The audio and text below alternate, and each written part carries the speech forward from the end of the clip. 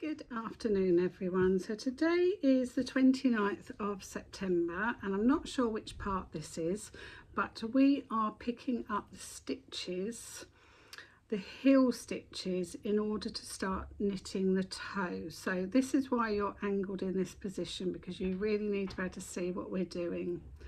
So we finished the heel flap together.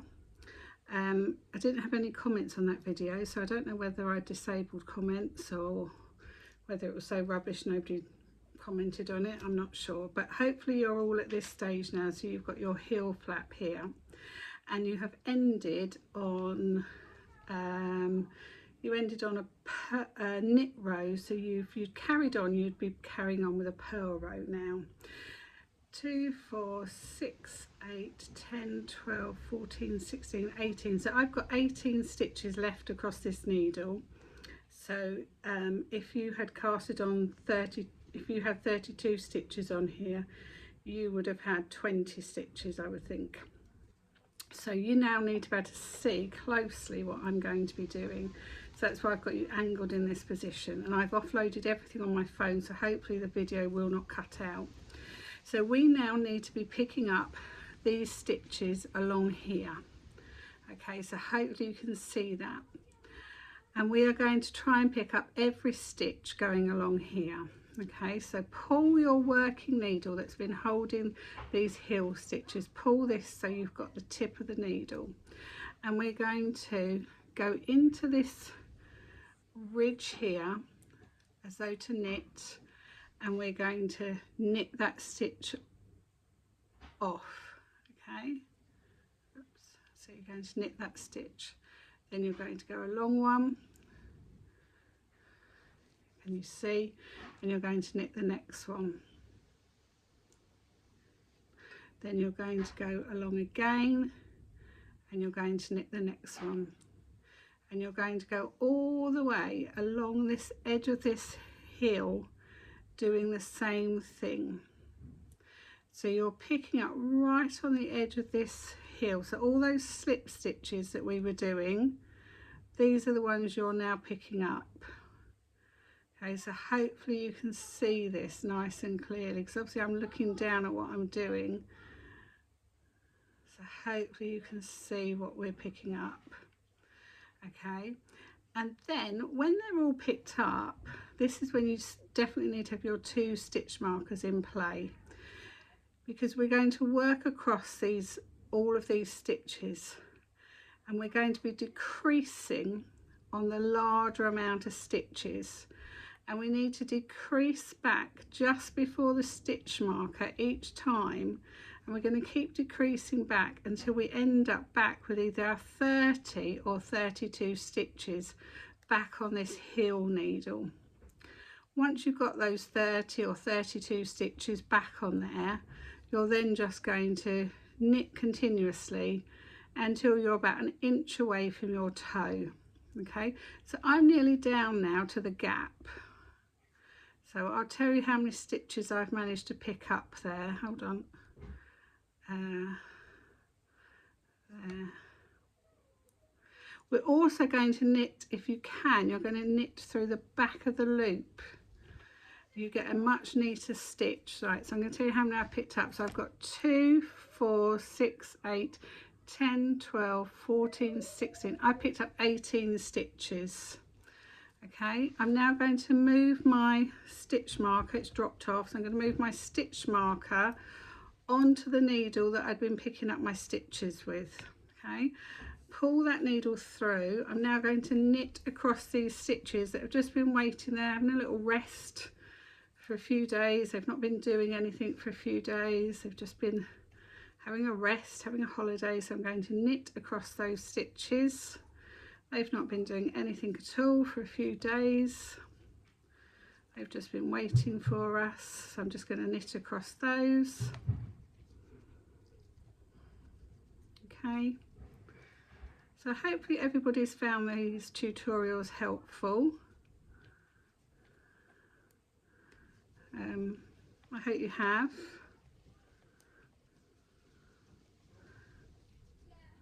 I've enjoyed doing them with you, but So I hope you found them useful and you've been able to knit along with me. I started another sock yesterday because Samuel decided he wanted another pair of socks, so he went to my yarn stash and he's picked out some more yarn, so I'll show you those in a minute. Okay, and then so I'm at the end of that row now, so I'm now going to move my stitch marker again onto this heel, onto this needle, pull this needle through. I'm going to pick up this first stitch in the gap, so I'm actually picking up 2 strands, always pick up 2 there, and I'm going to knit that one, and then again picking up on the ridge and pick up 18 again. So picking up those slip stitches again,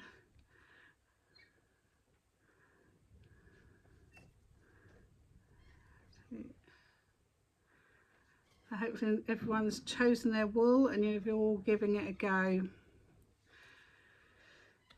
You're all feeling confident now with your sock knitting. I've been busy today. I've been making project bags, but I've actually made a whole load of cross stitch project bags, but I have got some sock project bags made as well, so I'm going to show you those when I finish this.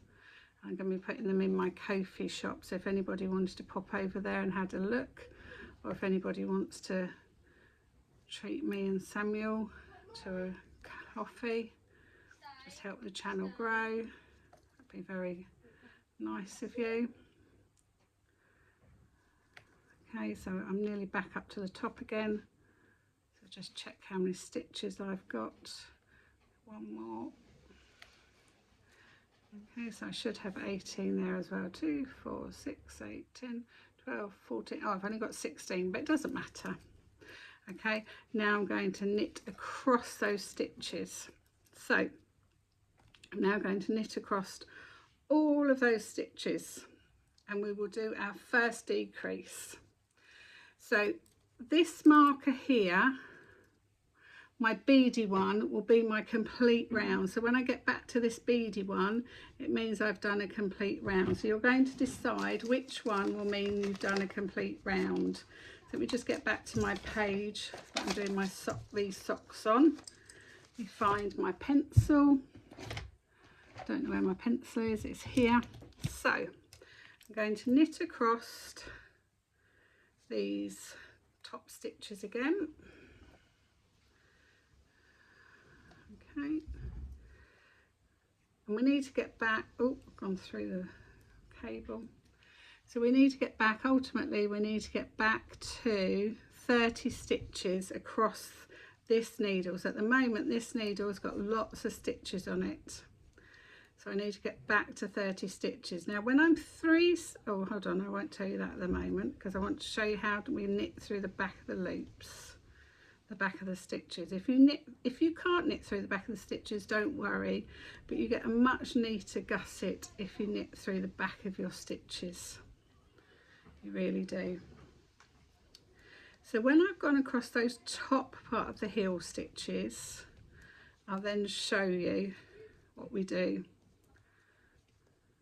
Okay, so to knit through the back of the stitches, we're going to put a needle in the back as though we're doing like a reverse purl almost. So normally you would go there to knit, wouldn't you? You would go through the front, but we're going through the back of the needle. So you're putting your tip of your needle at the back. You're still going to get a knit stitch, but you're putting the tip of your needle at the back of the stitch, but you're still knitting that stitch off. And you're going to do that all the way down to 3 stitches before your stitch marker. Okay, so do that all the way down until you get to 3 stitches before your stitch marker. All right, and I normally have to do about 10 or 11 rounds to get me back to my 30 stitches on my needle.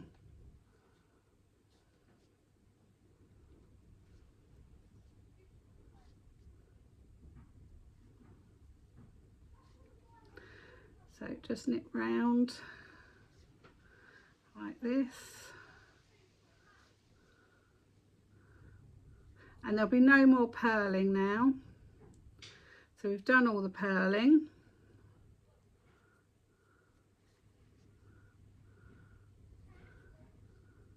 So you're on the homeward straight now with your first pair of socks.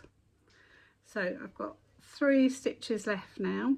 So I'm going to knit 2 together, knit the next 2 stitches together.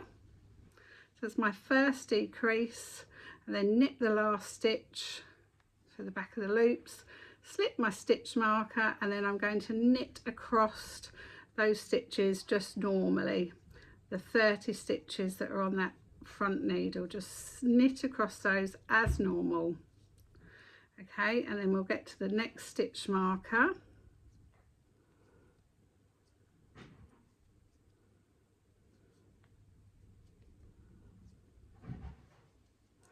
Oh, I need to tick that off because I've done my flap. Once I was watching the Euros and I knitted all my I did the heel, and then I did the flap. No, I did the heel, and then I started picking up stitches for my foot, and I hadn't decreased my for the flap. Oh, I got in such a mess. I had so many stitches, and I don't know what I've done here now. This is always a bit tricky, just pulling your needle through because you've got so many stitches on there. So just carry on knitting across here. Just knit across this part of the front of your foot. Coming up to the stitch marker, you're going to knit past the stitch marker. Okay, so you're going to knit 1 stitch past the stitch marker. Okay, 1 stitch past the stitch marker. Like this. Just like this. So 1 stitch past the stitch marker.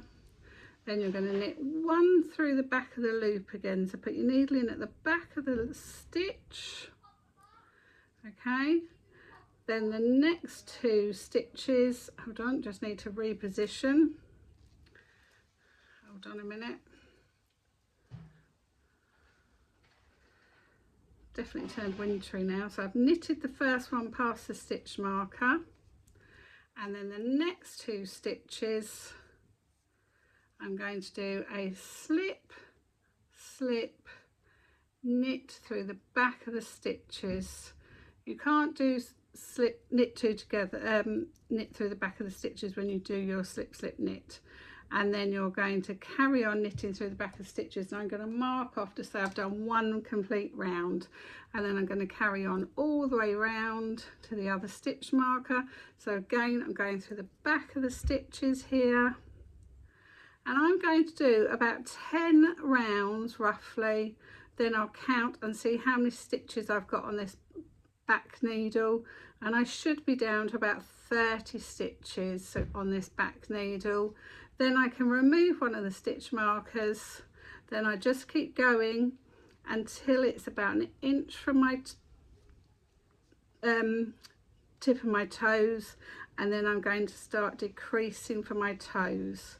So I will come back to you in a day or 2 when I'm back to do the decreases for my toes, and that is super quick and easy. And then the final bit will be to kitchen those few stitches off, and you will have your first sock. So you can see here you're getting a nice neat edge for your sock. Then we're going to knit across the top of that sock as we did before, as normal, not through the back of the stitches. You're only doing through the back of the stitches while we're doing the decreases. Once you've done your decreases, you're just going to knit it as normal. It's only why we're doing the decreases, to get a nice edge to your gusset. Okay, once your gusset is done, you don't need to worry about that at all.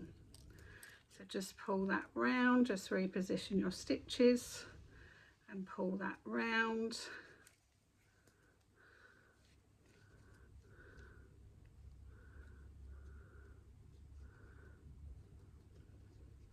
I've nearly finished the top part of there, and I'm going to be going back through the back of those stitches again. So just put my needle at the back of those stitches.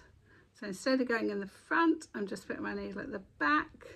If you can't do that, just knit it as normal. You just get a neater gusset finish. So needle through the back to the last 3 stitches, and you're going to knit 2 together, knit 1, and you're going to keep doing that till you've got your 30 or your 32 stitches, whatever you started with. Okay, and then you're going to knit, trying your sock on to your desired length. I would be marking off your rows at this stage in your sock knitting journey, so you know how many rows you need to do to get your perfect fit. You don't have to, you can just measure. You don't want to mess around marking off. So I've got 3, oh no, I've got 4, I've got 3 stitches left on mine. Oh, hold on, I'll split that stitch. Come off. Right, so I've got 3 stitches left on that needle now. So I'm going to knit 2 together through the back of the stitch, knit 2 together through the back, knit 1, and then knit round. That's done, and then I'm going to carry on knitting round. So I'm getting a really nice finish on that gusset. Okay, so as I said, I've been making some project bags today, but they're more project bags, cross stitch project bags. So this one is the first one, cross stitch project bag. So this is one for a friend that I'm going to send off. So it's got all cups and saucers on. And then I've got 2. These ended up really small, and I don't know why. So I've got a small guinea pig one, and it's lined inside with blue cotton. I've got 2 the same, 2 little guinea pig ones. I mean, you can use these for knitting. There's no law to say you can't put your sock knitting in here. So, but I don't know why those 2 came out so small. So cross stitch or knitting, whatever you fancy. And then this one, which is a vintage tray cloth. So this one is big. It has got, because it is vintage, it has got a couple of marks on it that didn't come out with washing. So there's a mark here and there's a mark down here which didn't come out with washing. This one is lined with cream and it is backed with this white and grey spotty material, but this is beautiful. This is obviously all hand embroidered. So this is obviously a much larger project bag that you could use for your cross stitch or your knitting, whatever you fancy. They've all got a lobster clasp on them, so that you can attach stitch markers to there or scissors to there, whatever you would like. But this is obviously much larger because I didn't want to cut this down. I suppose I could have cut it down there actually and got 2 out of it, now thinking about it, but I didn't want to cut this one down. I wanted to keep this in all its glory. So I'm going to list these on my Ko-fi page, not this one because I'm sending this off to a friend. And then I will make some larger guinea pig ones. I really don't know why these came out so small. These should have been a lot bigger. I don't know what happened there, but these are cute. You could use these for notions. You could use these as pencil cases, makeup bags, whatever you want. But again, they've got the lobster claw, and you can get sock knitting in there, or EPP, or your cross stitch, small cross stitch. But I have got some nice fabric cut out to do some more, maybe tomorrow or Tuesday. But my back has just had enough today. So if you fancy popping over to my Ko-fi shop later on, these will be listed up on my Ko-fi shop. They're not huge by any stretch of the imagination. So anyway, I hope the tutorials helped you with your socks, and let me know how you're getting on with your socks, and I'll speak to you all soon. Okay, happy knitting everyone. Speak to you soon. Bye for now. Bye.